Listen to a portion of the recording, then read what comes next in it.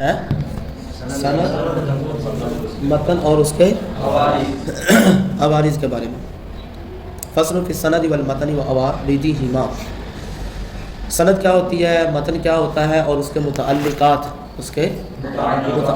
کے بارے میں چند چیزیں بیان کریں گے. سند کی ڈیفینیشن: السند طریق الحدیث. سند کس کو کہتے ہیں؟ حدیث کے راستے کو. یعنی حدیث کی طرف جو جانے والا راستہ ہے وہ کون سا ہے؟ راویوں کا سلسلہ. وہ جو ایک نے دوسرے سے تیسرے سے روایت کیا ہے، اس سلسلہ روایت کو کیا کہتے ہیں؟ سند کہتے ہیں. اگر انہوں نے بیان بھی کیا ہے اس چیز کو واضح کر کے کہ حدیث کا راستہ کون سا ہے. حدیث کا راستہ وَهُوَ رِجَالُهُ الَّذِينَ رَوَوْهُ. وہ لوگ جنہوں نے اس حدیث کو روایت کیا. وہ لوگ اس حدیث کو وہ لوگ کون ہیں؟ وہ جنہوں نے روایت کیا وہ راویان ہے، اور وہ راویوں کا جو طریق ہے، ایک نے دوسرے سے تیسرے سے سلسلہ روایت ہے، اس کو کیا کہتے ہیں؟ سند کہتے ہیں. اچھا، یہ تو سند. اور بعد کا لفظ کیا استعمال ہوتا ہے؟ اسناد. کیا ہوتا ہے؟ اسناد. کیا ہوتا ہے؟ والاسناد بمعنی. اسناد اسی طریقے کے معنی میں ہے. معنی کی ہو ضمیر کس کی طرح لوٹ رہی ہے؟ طریقے کی طرف. اسناد بھی طریقے حدیث کے معنی میں ہے. یعنی حدیث کے رستے کوئی کیا کہتے ہیں؟ اسناد کہتے ہیں. حدیث کے رستے کوئی سند کہتے ہیں. حدیث کے رستے کوئی وقد یجیء بمعنی ذکر السند والحکایت عن طریق المتن. اور کبھی کبھار سند اور حکایت کو ذکر کرنے کے معنی میں آتا ہے متن کے طریق سے. سند اور حکایت کو ذکر کرنے کے معنی میں آتا ہے کس طریق سے؟ متن کی طریق سے. سمجھ لگ رہی ہے؟ حکایت سے بھی مراد یہی ہے، یعنی کہ سند اور حکایت معنی مطلب بیان کرنا ہی ہوتا ہے. سند کو ذکر کرنا اور سند کو حکایت کو ذکر کرنا، حکایت کرنا کسی چیز کو حکایت کرنا. بمعنی ذکر سند والحکایت. سند اور حکایت کے ذکر کرنے کے معنی میں آتا ہے متن کی طریق سے. یہ آگے متن بھی ذکر کیا جائے اور پیچھے اس کے کوئی راویوں کا سلسلہ ذکر کیا جائے، اس کو کیا کہتے ہیں؟ اسناد. متن کی طریق سے، یعنی آگے متن کیا ہوتا ہے؟ منتہا الیہ الاسناد. جس تک کیا ہو جائے؟ اسناد ختم ہو جائے. جس تک اسناد وہ کیا ہے؟ متن. اب متن شروع ہو، یعنی حدیث کے الفاظ شروع ہو گئے. حدیث کے اللہ، جیسے حاشیے میں مثال بھی دی ہوئی ہے. اخبرنا مالک عن نافع عن عبد الله بن عمر رضی اللہ عنہما ان رسول اللہ علیہ وسلم قال. پیشتر رسول اللہ علیہ وسلم نے فرمایا صلاۃ الجماعت تفضل صلاۃ الفرض ب27 درجۃ. کہ جماعت کے ساتھ نماز پڑھنا تنہا نماز پڑھنے سے 70 درجے کیا ہے؟ 27 درجے کیا ہے؟ افضل ہے. تو یہ کیا ہے؟ یہ جو پہلے جو الفاظ ذکر کیے گئے مالک، نافع، عبداللہ بن عمر، سمجھ لگ رہی؟ ان رسول اللہ قال، یہاں تک کیا ہے؟ اسناد ہے. اور آگے کیا ہے؟ متن. صلاۃ الجماعت والمتصل حدیث متصل کہتے ہیں. یہ متصل حدیث ہے. کیا کہتے ہیں؟ متصل حدیث ہے. متصل حدیث کون سی ہوتی ہے؟ فَإِن لَمْ يَسْقُطْ رَاوٍ مِنَ الرُّوَاةِ مِنَ الْبَيْنِ.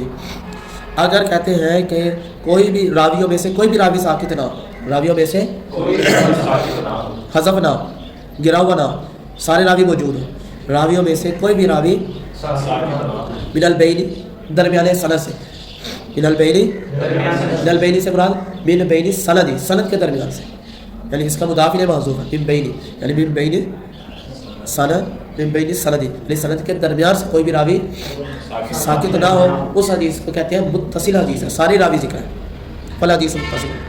وَيُسَمَّى عدم السقوط اتصالا. عدم السقوط اتصالا. عدم السقوط یہ نائب الفاعل ہے یسمى کا، اور اتصال مفعول به ہے کہ اس عدم سقوط کو نام دیا جاتا ہے کس کا؟ اتصال. وَيُسَمَّى عدم السقوط اتصالا. اس عدم سقوط کو یعنی کوئی بھی راوی کے نہ گرنے کو کیا نام دیا جاتا ہے؟ المنقطع. منقطع حدیث کون سی ہے؟ وَإِنْ سَقَطَ وَاحِدٌ أَوْ أَكْثَرَ. اگر ایک راوی ساقط ہو یا پھر زیادہ ساقط ہو، فلا حدیث منقطع. وہ حدیث کون سی ہے؟ وہذا السکوت انقطاع، اور یہ جو گرنا ہے یعنی ایک راوی کا یا زیادہ کا جو ساکت ہونا ہے اسی کا نام کیا ہے؟ انقطاع ہے۔ المعلق، حدیث معلق کون سی ہے؟ والسکوت اما یکون من اول السند ویسمى معلقا، کہتے ہیں یہ جو راویوں کا گرنا یا تو شروع سند سے ہوتا ہے، پہلا راوی دوسرا راوی ساکت ہو گیا تو اس کو کیا کہا جاتا ہے؟ اگر شروع سند سے کوئی راوی ساکت ہو جائے وہ حدیث کو کیا کہا جاتا ہے؟ معلق کہا جاتا ہے۔ معلق کا معنی یعنی کوئی چیز لٹکی ہوئی، یعنی معلق ہے یہ۔ باقی یہ اصطلاح ہے، لوگ بڑے اپنے اپنے ہیں، لیکن یہ خاص اصطلاح ہے، جو اصطلاح ہے ان کو انہی پہ استعمال کریں۔ اور پڑھا تھا نا منطق میں منقول اصطلاحی، منقول شرعی، منقول عرفی، تو یہ اصطلاحیں بن جاتی ہے۔ تو جو اصطلاح ہوتی ہے وہ اپنے مخصوص معنی رکھتی ہے۔ تو معلق کا جو اصطلاح ہے حدیث کے اندر وہ کیا ہے کہ شروع سند سے کوئی راوی کیا ہو جائے؟ ساکت ہو جائے، وہ حدیث معلق ہے۔ وہذا الاسقاط تعلیقا، وہذا اور یہی گرنا راوی کا ایک یا زیادہ کا گرنا ہی کیا کہلاتا ہے؟ والساکت قد یکون واحدا، اور یہ گرنے والا کبھی کبھار وقد یکون اکثر، اور کبھی کبھار زیادہ ہوتے ہیں۔ وقد یحذف تمام السند، اور کبھی کبھار ساری سند حذف کر دی جاتی ہے، کبھی کبھار ہے کما ہوا عادت المصنفین، جیسے کہ مصنفین کتاب لکھنے والوں کی عادت ہے، یقولون وہ کہہ دیتے ہیں قال رسول اللہ صلی اللہ علیہ وسلم، یعنی بغیر سند ذکر کیے کیا کہہ دیتے ہیں؟ رسول اللہ صلی اللہ علیہ وسلم نے فرمایا۔ تو یہ جو ہے وہ کہتے ہیں کہ کبھی کبھار ایک راوی، کبھی دو راوی، اور کبھی ساری یہ جو ہے وہ سند ہی حذف کر دی جاتی ہے، قال رسول اللہ کہہ دیا جاتا ہے۔ تو ایسی اس کو فن حدیث میں یا اصول حدیث میں کیا نام دیا جاتا ہے؟ معلق۔ کون سا نام دیا جاتا ہے؟ معلق۔ تعلیقات البخاری، تعلیقات البخاری۔ اب بخاری میں بھی ایسی حدیثیں ہیں جن کی سند ذکر نہیں ہے، جن کی سند ذکر نہیں کی گئی، یعنی وہ کہاں پر سند ذکر نہیں کی گئی؟ تراجم بخاری کے اندر۔ یعنی بخاری کے جو تراجم سے مراد ہے جو باب باندھا جاتا ہے، یعنی امام بخاری جب باب باندھتے ہیں نا، یعنی کہ اگر وہ نماز کا چیپٹر باندھ رہا ہے، نماز کا چیپٹر باندھ رہا ہے تو اس کے اوپر ایک عنوان دیتے ہیں، باب کا نام رکھتے ہیں۔ جب باب کا نام رکھتے ہیں تو ساتھ ہی کوئی جو ہے وہ حدیث ذکر کر دیتے ہیں، لیکن اس کی کوئی سند ہوتی نہیں ہے، اس کی کوئی سند آگے جو حدیثیں ذکر کرنی ہے نا ان کی تو سند ہے پوری پوری، لیکن جو اوپر عنوان قائم کیا اس کے ساتھ کوئی معلق حدیث ذکر کر دی، یعنی کہ قال رسول اللہ کہہ دیا اور آگے حدیث کے الفاظ ذکر کر دیا، اس کی سند نہیں ذکر کی، اس کو کیا کہیں گے؟ تعلیقات بخاری۔ تعلیقات بخاری کیونکہ شارٹ کٹ کہہ دیا جاتا ہے کہ حضور نے ایسے فرمایا، سمجھ لگ گئی؟ اسی طریقے پر یہاں پر بات کر رہے ہیں والتعلیقات کثیرۃ فی تراجم صحیح البخاری، کہتے ہیں تعلیقات بہت زیادہ ہے، تعلیقات ہے بخاری کے تراجم میں۔ بخاری کے تراجم سے مراد اردو ترجمہ نہیں ہے، تراجم سے مراد بخاری کے عنوانات ہیں، بخاری کے باب ہیں۔ یہ نیچے آپ کا لکھا بھی ہوا تراجم پر، جو ہے وہ الاوین ابواب، ابواب کے ابواب کے جو عنوانات ہیں، ابواب کے وہ جو ابتدائی کلمات توحیدہ ذکر کرتے ہیں، کہتے ہیں وہ جو مراد ہے ان کے اندر کثرت سے تعلیقات موجود ہیں۔ لیکن اب بخاری کی جو تعلیقات ہیں، بخاری کی ان کا حکم کیا ہے؟ وَلَهَا حُکْمُ الْاِتِّصَالِ، کہتے ہیں ان کو اتصال کا ہی حکم دیں گے۔ بخاری کی تعلیقات کو کون سی حدیث کا حکم دیں گے؟ تو متصل ہی ہے، کیوں؟ لِأَنَّهُ الْتَزَمَ فِي هَذَا الْكِتَابِ، کیونکہ انہوں نے التزام کیا ہے، لازم کر لیا ہے اس کتاب میں، اللہ یاتی کہ وہ حدیث نہیں لے کر آئیں گے الا بالصحیح، مگر کون سی حدیث؟ صحیح حدیث ہی لے کر آئیں گے۔ کون سی حدیث لے کر آئیں گے؟ وَلَكِنَّهَا لَيْسَتْ، وَلَكِنَّهَا لیکن کہتے ہیں یہ جو تعلیقات بخاری ہے، جو فی مرتباتی مسانید ہی، ان کے مسانید کے مرتبہ میں نہیں ہے، ان کی کیا مطلب کہ جس کو سند کے ساتھ امام بخاری نے حدیث ذکر کی ہے اس کا درجہ زیادہ ہے کس سے؟ جس کی سند ذکر ہے نہیں۔ تو کہتے ہیں یہ جو تعلیقات بخاری ہے ان کا وہ مرتبہ نہیں ہے، کون سا؟ جو مسانید بخاری کا ہے، جو مسانید جو سند کے ساتھ روایت کے ساتھ جس کو ذکر کیا گیا ہے اس کا جو مرتبہ ہے وہ مرتبہ تعلیقات بخاری کا نہیں ہے، لیکن حکم اس کا بھی متصل ہی ہے، متصل حدیث کا۔ الا بعد کرا، الا مگر یہ کہ وہ جو تعلیقات بخاری ہے ان میں سے بعد وہ کہ جن کا یہ ذکر کر دیا گیا، بعد کرا بنا بنا، مگر وہ کہ جن کا ذکر کر دیا کیا؟ مسندد فی موضع آخر، جن کی کوئی نہ کوئی سند ذکر کر دی گئی، جن کی فی موضع آخر کہاں پر؟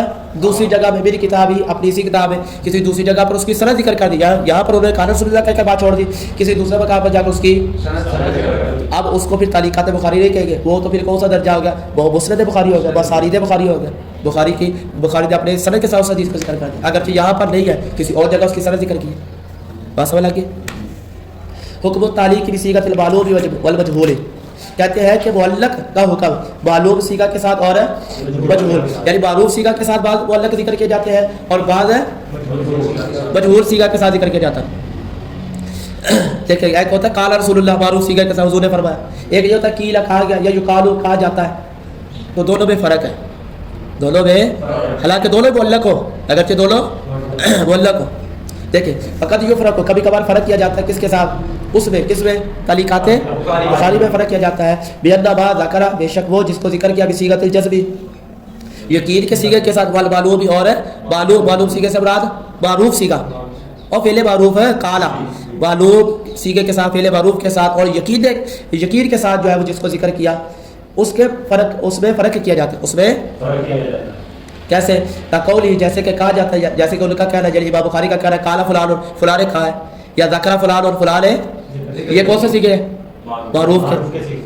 دلہ یہ دلالت کرتے ہیں علی ثبوت اسناد ہی یوداؤ, یہ دلالت کس بات پر کہتے ہیں کہ اس کی سند کا ثبوت ہے ان کے پاس, کن کے پاس, امام بخاری کے پاس. تب وہ یقین کے ساتھ کہہ رہے ہیں فلاں نے کہا ہے, فهو صحیح القطر, تو یہ تو قطعی طور پر کیا ہے صحیح ہے. اور بعد ذکر ہو, لیکن جس کو انہوں نے ذکر کیا بصیغۃ التبریدی, بصیغۃ تبریز صیغہ یعنی کمزور صیغے کے ساتھ, بھی بات کمزور صیغے کے ساتھ ذکر کیا, والمجہول اور مجہول صیغے کے ساتھ, جیسے کہ دونوں عطف تفسیریہ مراد ایک ہی تبریز, یعنی کہ بیمار صیغہ کو الگ ہوتا ہے, کمزور صیغہ کو الگ ہوتا ہے. قیلا اس کو صیغہ کمزور بھی کہا جاتا ہے, صیغہ مجہول بھی کہا جاتا ہے, جیسے کہ قیلا کے ساتھ یا یقال کے ساتھ, وذکر یا پھر یہ بھی فعل مجہول ہے, اس کے ساتھ ذکر کیا. ففی صحت ہی, تو اس کی صحت کے بارے میں یہ ہوتا ہو امام بخاری کے ہاں کلام کیا ہوگا, کچھ نہ کچھ کلام ہوگا, کچھ نہ کچھ ہے کلام ہے, یعنی وہ درجہ نہیں ہے جو معروف صیغے کا درجہ. ولیکن لیکن اس کو بھی جو مجہول صیغے کے ساتھ ذکر کیا ہے اس میں کچھ کلام ہے, لیکن اس حدیث کو بھی لمبا اورادا, انہوں نے کس کہاں وارد کیا اس کو, فی ھذا الکتاب, اس صحیح بخاری میں اس کو انہوں نے کیا کیا ہے وارد کیا. کان لو اصل ثابت, تو اس کی بھی کوئی نہ کوئی اصل ہے ثابت ہوگی. ولہذا قالوا, اسی وجہ سے محدثین کہتے ہیں, کیا کہتے ہیں, تعلیقات البخاری متصلۃ صحیحۃ, کہ بخاری کی ساری تعلیقات, بخاری کی صحیح بھی ہے اور متصل بھی ہے, صحیح بھی ہے چاہے وہ صیغہ معروف سے ہو چاہے وہ صیغہ مجہول سے ہو, لیکن معروف کا درجہ زیادہ ہے اور صیغہ مجہول کا درجہ تھوڑا سا کم ہوگا, لیکن ہے ساری صحیح بھی ہے اور متصل بھی ہے. وَإِنْ كَانَ السُّكُوتُ مِنْ آخِرِ السَّنَدِ, اور اگر سکوت کہاں سے ہو, سند کے آخر سے, سند کے ایک تو سند کے شروع سے وہ معلق ہے اور ایک تو سند کے آخر سے ہو. فَإِنْ قَالَ بَعْدَ التَّابِعِ, یعنی اگر وہ کہاں پر ہو, راوی کا گرنا کہاں پر ہو, تابعی کے بعد, فلا حدیث مرسل, وہ حدیث کون سی ہوگی مرسل حدیث. وَهَذَا الْفِعْلُ إِرْسَالٌ, اور اس فعل کو کون سا نام دیا جاتا ہے کا قول تابعی, جیسے تابعی کا کہنا, اب صحابی اس کو ذکر کرنا چاہیے تھا نا, ایک صحابی ذکر ہے, کیا کہہ دیا, قال رسول اللہ علیہ السلام, حضور نے ایسے فرمایا, حضور نے, تو یہ حدیث کو کون سا درجہ دے گئے مرسل حدیث. وقت یجیء عند المحدثین المرسل والمنقطع بمعنى, اور کبھی کبھار محدثین کے نزدیک مرسل اور منقطع ایک معنی میں آتے ہیں, مرسل اور منقطع ایک معنی میں آتے ہیں. وہ شروع میں ذکر کیا تھا منقطع حدیث کون سی ہے, کوئی راوی کہیں سے بھی ساکت ہو جائے, ایسے ہی تھا, تو ایسی طرح منقطع کہ ایک یا کسی راوی کہیں سے بھی ساکت ہو جائے مطلق, لیکن معلق انہوں نے پھر منقطع کی دو قسمیں بنا دی انہوں نے, ایک معلق اور ایک مرسل. معلق جو ہے وہ شروع سے, مرسل ہے تابعی کے بعد.